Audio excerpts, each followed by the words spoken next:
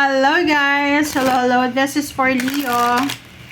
Leo, welcome dito sa aking channel, Kapalaran 888. Welcome. Alamin natin kung anong messages, vibration, gabay energy para sa lahat ng Leo. This is for the second half of June 2026.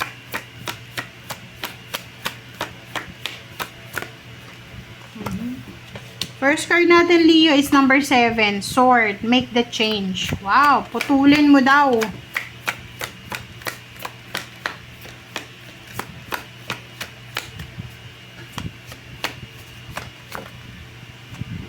Okay. Number 45. 9. Throne. Your potential is endless. Okay, Leo. First card. Etong change card na to, marami tong pwedeng gawin. Unang-una, sa physical na body mo. May mga Leo dito na nakafocus siguro sa pagpapapayat, pagpapataba, pagiging healthy, pagpapaganda, pagpapagwapo, or kung ano man ng mga physical changes na gusto nyong mangyari sa buhay nyo. So, maybe simula to ngayong June. Okay? Pangalawa, may mga tao kayo na gustong i-cut out. May mga tao kayong gustong alisin. May mga toxicity. Okay? Negativity and toxicity na gusto nyong alisin. Pangatlo is yung mga spending habits nyo. Pwedeng gusto nyong magtipid or gusto nyong baguhin yung mga style nyo sa paghawak ng pera or kung ano pa man siya. So, nakikita ko siya dito na mayroon din dito na Leo, kasi sabi na search dyan. May mga Leo din dito na yung mga taong traidor, yung mga taong alam mo na sobrang masama yung impluensya sa'yo, ay posibleng aalisin mo na. Kumbaga, hindi ka na tulad ng dati na pakikisamahan yung lahat kahit alam mo na masama ang ugali. Number 45, 9. So, throne your potential. Wow. So, dito Leo, sinasabi ng baraha sa'yo na this is limitless possibilities, opportunities ang posibleng darating sa'yo. So, as a Leo, napaka-powerful, napaka-strong, napaka-confident mo. So, kung ano man tong gagawin mo simula ngayong linggong ito, sinasabi ng baraha sa'yo na nasa'yo pa rin yung corona. Ikaw yung ikaw pa rin yung nasa spotlight.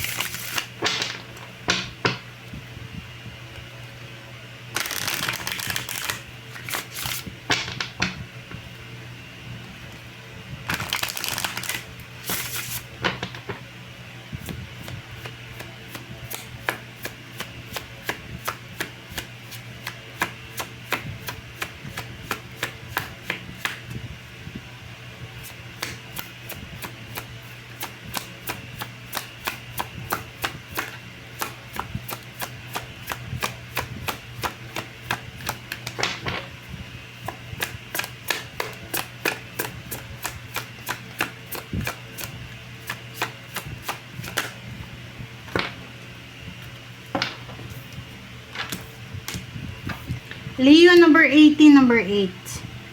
Meron ditong mga Leo na ina-anxiety kayo sa sobrang pag-iisip. Hindi ka makapag-desisyon Parang nasa crossroad ka, 'di ba? Parang naguguluhan ka. Gulong-gulo ka Paki-comment sa comment section. Meron ditong Leo na pwedeng hindi ka makatulog sa gabi kasi ang dami mong iniisip pwedeng hindi ka makatulog kasi ini-insomnia ka. Or marami kang iniisip parang feeling mo, pagpikit mo, bumabalik yung mga problema. So, pwedeng yun. Medyo malungkot ka, ina-anxiety ka, or kung ano man yan na maling desisyon na ginawa mo. Okay? Tingnan mo siya. Hindi ka makapag-desisyon kung tama ba tong gagawin mo or paano pa man.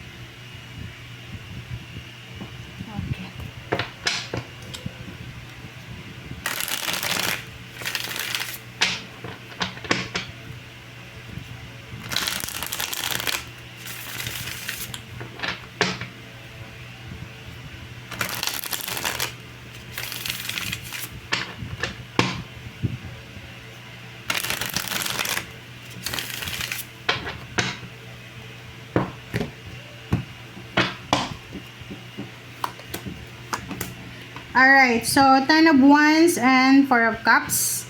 10 of Wands and 4 of Cups. So, kung makikita mo dito,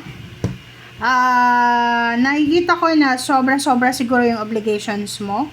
Maybe ikaw ito. Ikaw yung maraming obligations. You're the breadwinner. You're the parent. Or ikaw yung anak na breadwinner. Or kung sino ka man, kapatid. Nakikita ko sa'yo dito na sa linggong ito ha, 2 linggo siya by second half. So, 3rd week siya and 4th week. 3rd week and 4th week of June 2026. Possible ka na makaramdam ng stress. May stress ka. Kasi ang dami mong kailangan na gawin, ang dami mong obligations, duties and responsibilities. And nangangailangan ka ng tulong. Gusto mo ng tulong. Gusto mong humingi ng tulong. Okay? Yung iba din sa inyo dito, pwedeng ikaw yan, or ibang tao, pwedeng may ibang tao dito na napapagod na siya, nahihirapan na siya, so gusto niya ng tulong, so eto siya. Alright, so dito naman, sinasabi ng bara sa'yo, na medyo nag-aalala ka, you're worried, Leo. Tingnan mo. You're worried para sa future mo. Parang sinasabi mo, hindi mo alam kung anong mangyayari sa future. Parang, meron ditong Leo na nai-stress kayo. Nai-stress kayo kasi hindi nyo alam kung eto bang nangyayari sa buhay nyo sa ngayon is pang matagalan na siya or matatapos din siya. So, hindi ka alam kung anong pinagdadaanan mo. Okay? So, pwedeng may negosyo ka. May negosyo ka ba? Kasi kung may negosyo ka, yun yung pinoproblema mo eh. Iniisip mo na, eto bang negosyo mo ay magtatagal siya? Aabot ba yan ng marami pang taon? Or eto bang negosyo na iniisip mo na simulan is magsusustain ba to sa'yo?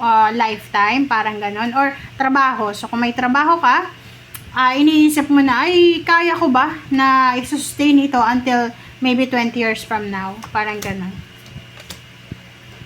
Okay. Sinasabi ng bara sa'yo dito na there's a harvest season na darating sa buhay mo, Leo. So, konting lang, konting tiyaga, konting tiis lang. Kasi lahat yan na ginagawa mo, sacrifices, lahat ng mga obligations na yan, kung ano man yan na responsibilidad na ginagawa mo, matatapos at matatapos din na yan. Okay? And makukuha mo kung ano yung tagumpay, kung ano yung recognition na talagang minamanifest mo. Okay? And 0 the follow. Parang Leo, sinasabi ng bara sa'yo dito na sa near future siya, guys, sa mga susunod na taon, or susunod na buwan, susunod na taon, sinasabi ng barahan na magbabago ang lahat. Magbabago yung lahat eh. 0 the full to eh. Isang desisyon, isang action ang posibleng gagawin mo, isang pagsisimula ang posibleng gagawin mo na magdadala sa'yo ng sobra-sobrang kapayapaan, kaligayahan, contentment, accomplishment. Okay? Thank you guys. Bye!